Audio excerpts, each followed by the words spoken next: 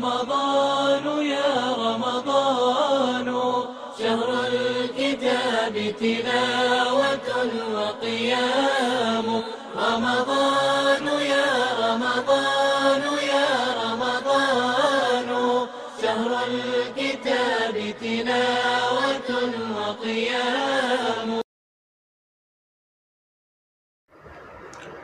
السلام علیکم ورحمۃ اللہ وبرکاتہ. الحمد للہ رب العالمین والصلاة والسلام على خیر خلقہ محمد وعلى آلہ وصحبہ اجمعین، اما بعد. ناظرین کرام، آج آپ حضرات کے سامنے قنوت وتر کے مسائل لے کر روبرو ہوں. اللہ تعالیٰ نے اپنے بندوں کے لیے بہت سارے ایسے مواقع اور وسائل فراہم کیے ہیں جن کے ذریعے بندے اپنے رب کی قربت اور خوشنودی حاصل کر سکتے ہیں. اور یہ وسائل و اسباب متنوع اور مختلف ہیں. کچھ وسائل ایسے ہیں جو وقت اور زمانہ کے ساتھ جڑے ہوئے ہیں، اور کچھ وسائل و اسباب ایسے ہیں جو بعض اماکن کے ساتھ مخصوص ہیں. فرائض و واجبات کی ادائیگی کے بعد بندہ جن چیزوں کے ذریعے سے اپنے رب کی سب سے زیادہ قربت حاصل کرتا ہے وہ ہے سنن اور نوافل. حدیث قدسی میں اللہ رب العالمین فرماتا ہے: لا يزال عبدی یتقرب الی بالنوافل حتی احبہ. اور میرا بندہ مسلسل نوافل کے ذریعے میری قربت حاصل کرتا رہتا ہے یہاں تک کہ وہ میرا محبوب بن جاتا ہے. شریعت اسلام میں نوافل اور سنن کا ایک لمبا سلسلہ ہے، اور اس میں لچک اور نرمی پائے جانے کے ساتھ ساتھ تنوع کا رنگ بھی اس میں بھرا ہوا ہے. سنن اور مستحبات میں سے کچھ بدنی ہیں تو کچھ مالی، اور جو بدنی ہیں اس کے بھی کئی اقسام ہیں. کچھ ایسے ہیں جس کا تعلق دل سے ہے، کچھ ایسے ہیں جن کا تعلق زبان سے ہے، اور کچھ ایسے سنن اور مستحبات ہیں جو انسانی اعضاء و جوارح سے انجام دیے جاتے ہیں. انہی سنن اور مستحبات میں سے ایک سنت ہے قنوت وتر. قنوت کی دو قسمیں ہیں، ایک قنوت نازلہ اور ایک قنوت وتر. آج ہماری گفتگو قنوت وتر پر ہے. قنوت وتر کس کو کہتے ہیں؟ نماز وتر کی آخری رکعت میں رکوع سے پہلے یا رکوع کے بعد کھڑے ہو کر دعا کرنے کو قنوت وتر کہتے ہیں. قنوت وتر کا حکم کیا ہے؟ راجح قول کے مطابق قنوت وتر مستحب ہے. قنوت وتر واجب نہیں ہے. ابن الحمام الحنفی رحمہ اللہ فرماتے ہیں کہ قنوت وتر کے وجوب کے لیے کوئی دلیل ساتھ نہیں دیتی ہے. اب قنوت وتر کس وقت مستحب ہے، کب کرنا چاہیے، کیا پورے سال یا رمضان میں یا غیر رمضان میں؟ تو قنوت وتر سال کے کسی بھی ایام میں پڑھنا مستحب ہے، لیکن آپ کے خیال میں یہ رہے کہ واجب نہیں ہے، اور نہ ہی اس پر آپ صلی اللہ علیہ وسلم کی مداومت کا ثبوت ملتا ہے. کیونکہ صحابہ کرام کی ایک بڑی جماعت نے آپ صلی اللہ علیہ وسلم کی نماز وتر کا تذکرہ تو فرمایا، مگر کسی نے قنوت وتر کا ذکر نہیں فرمایا. اگر آپ صلی اللہ علیہ وسلم قنوت وتر پر مداومت کے ساتھ عمل پیرا ہوتے تو صحابہ کرام نماز وتر کے ساتھ ساتھ قنوت وتر کا ضرور ذکر فرماتے، مگر ذخیرہ احادیث میں صرف حضرت ابی بن کعب رضی اللہ تعالی عنہ کے علاوہ اور کسی سے آپ صلی اللہ علیہ وسلم کے قنوت وتر کا کوئی ثبوت نہیں ملتا۔ حضرت ابی بن کعب رضی اللہ تعالی عنہ فرماتے ہیں کان رسول اللہ صلی اللہ علیہ وسلم یوتر فیقنت قبل الرکوع، آپ صلی اللہ علیہ وسلم وتر کی نماز پڑھتے اور رکوع سے پہلے قنوت فرماتے۔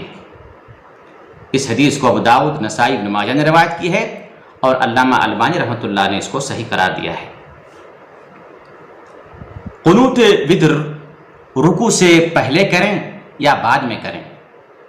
جی، قنوت وتر کے تعلق سے صحابہ کرام سے دونوں طرح کی روایتیں مروی ہیں، لہذا یہ اختلاف تنوع ہے، اختلاف تضاد نہیں ہے۔ آپ قنوت وتر رکوع سے پہلے بھی کر سکتے ہیں اور رکوع کے بعد بھی کر سکتے ہیں، لیکن قنوت وتر رکوع سے پہلے کرنا زیادہ بہتر ہے، اس لیے کہ حضرت ابی بن کعب رضی اللہ تعالی عنہ فرماتے ہیں کان رسول اللہ صلی اللہ علیہ وسلم یوتر فیقنت قبل الرکوع، آپ صلی اللہ علیہ وسلم وتر کی نماز پڑھتے اور رکوع سے پہلے قنوت وتر فرماتے۔ اس روایت کو ابو داؤد، نسائی، ابن ماجہ نے روایت کی ہے اور علامہ البانی رحمۃ اللہ علیہ نے اس کو صحیح کہا ہے۔ اسی طرح سے طبرانی نے المعجم الکبیر میں حضرت عبداللہ بن مسعود رضی اللہ تعالی عنہ کے حوالے سے ذکر فرمایا ہے، جسے علامہ البانی رحمۃ اللہ علیہ نے صحیح قرار دیا ہے، كان عبد الله لا يقنط في شيء من الصلوات الا في الوتر قبل الركعه۔ حضرت عبداللہ بن مسعود رضی اللہ تعالی عنہ وتر میں رکوع سے پہلے کے علاوہ کسی اور نماز میں قنوت نہیں فرماتے۔ جہاں تک بخاری اور مسلم میں حضرت انس رضی اللہ تعالی عنہ کی روایت ہے، جس میں انہوں نے فرمایا کہ آپ صلی اللہ علیہ وسلم ایک مہینے تک مسلسل فجر کی نماز میں رکوع کے بعد قنوت فرماتے رہے، تو اس کے جواب میں علامہ ابن حجر رحمۃ اللہ علیہ فرماتے ہیں کہ یہ قنوت نازلہ کا مسئلہ ہے، قنوت وتر کا نہیں، یہ قنوت وتر کا نہیں ہے، قنوت نازلہ کا مسئلہ ہے۔ اب سوال یہ ہوتا ہے کہ ہم قنوت وتر میں کون سی دعائیں پڑھیں؟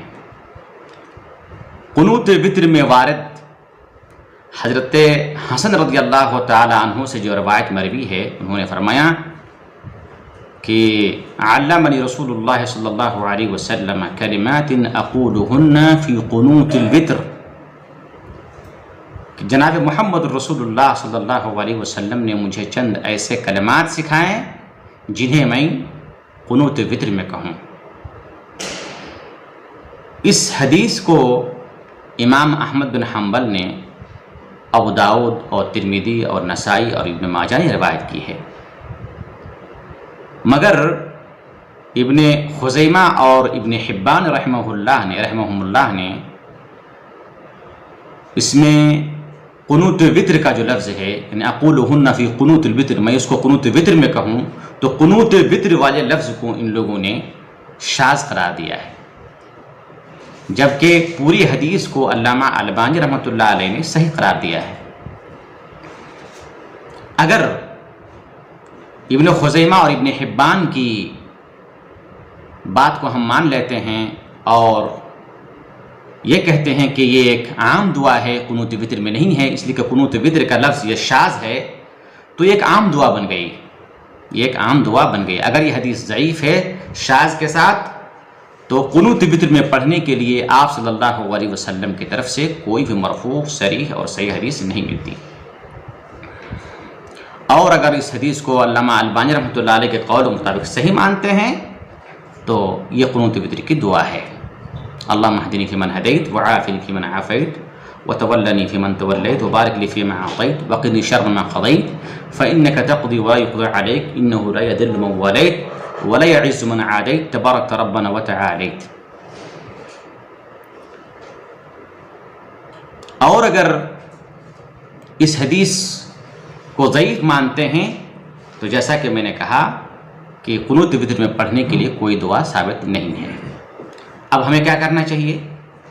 اب ہمیں آپ صلی اللہ علیہ وسلم سے معصور صحیح سند کے ساتھ ثابت دعائیں پڑھنی چاہیے، یا پھر صحابہ کرام قنوت وتر میں جو دعائیں پڑھتے تھے ان کو پڑھنی چاہیے.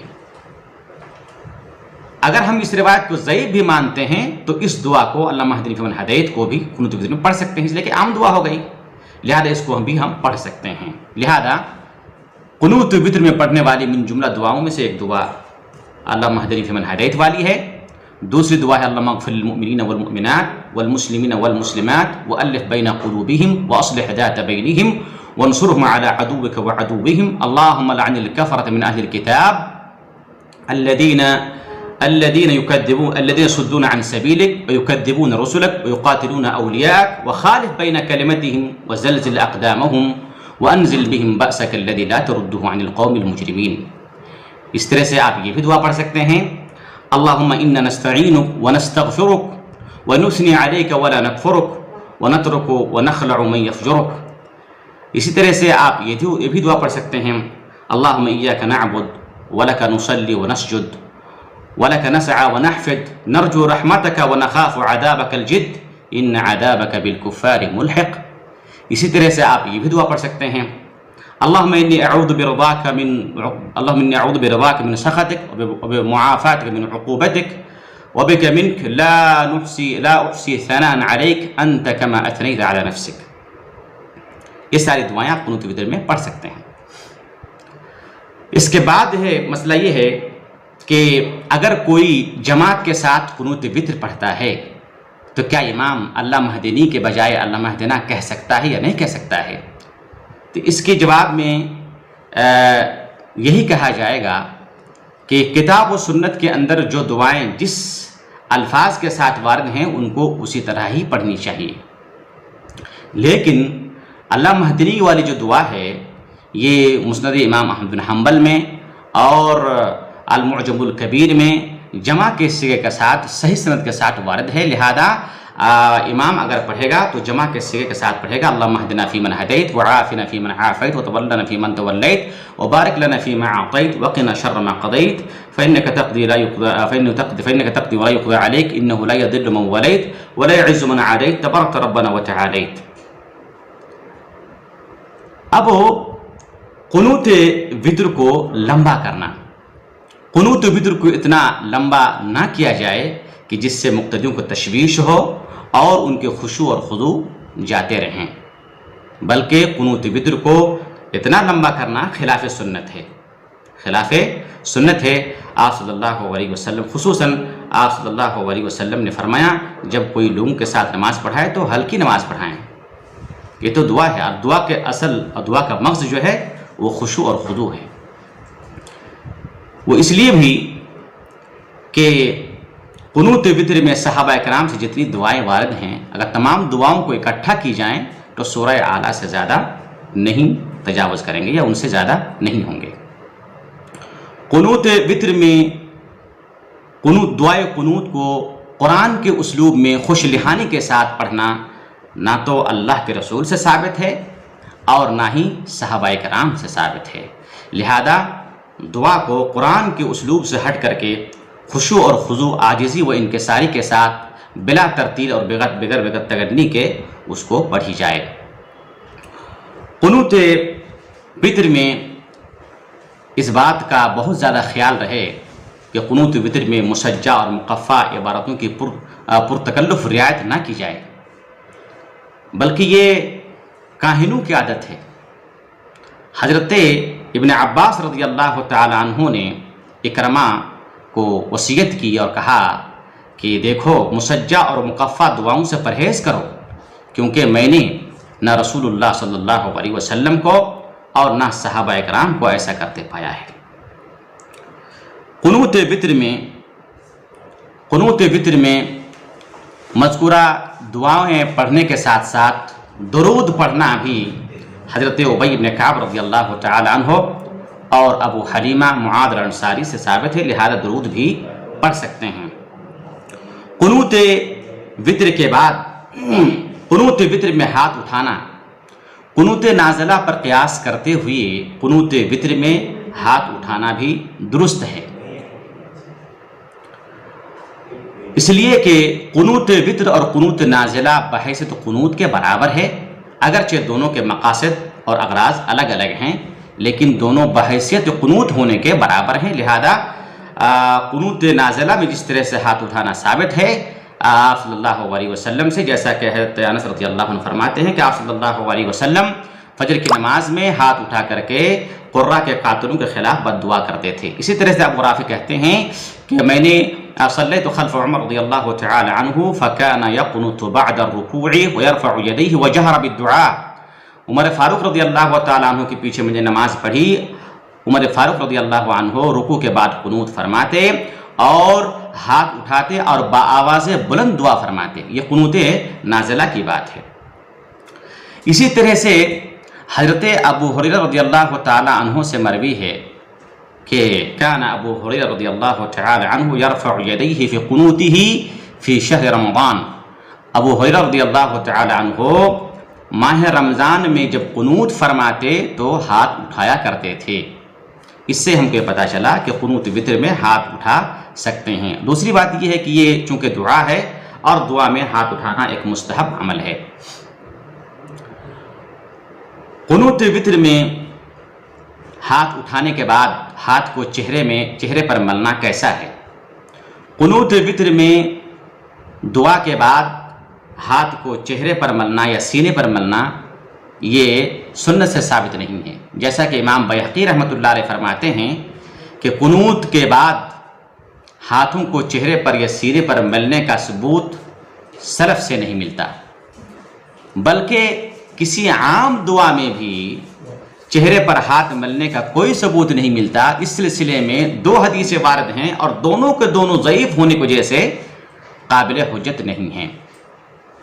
آخری بات یہ ہے کہ قنوت وطر پڑھنے کے بعد قنوت وطر کی نماز ختم ہونے کے بعد حضرت ابی بن کعب رضی اللہ تعالی عنہ کی صحیح حدیث کی روشنی میں ہم تمام کو سبحان الملک القدوس سبحان الملک القدوس سبحان الملک القدوس 3 مرتبہ پڑھنا چاہیے۔ ابی بن کعب رضی اللہ عنہ فرماتے ہیں کہ آپ صلی اللہ علیہ وسلم 3 رکعت وطر کی نماز پڑھتے تھے۔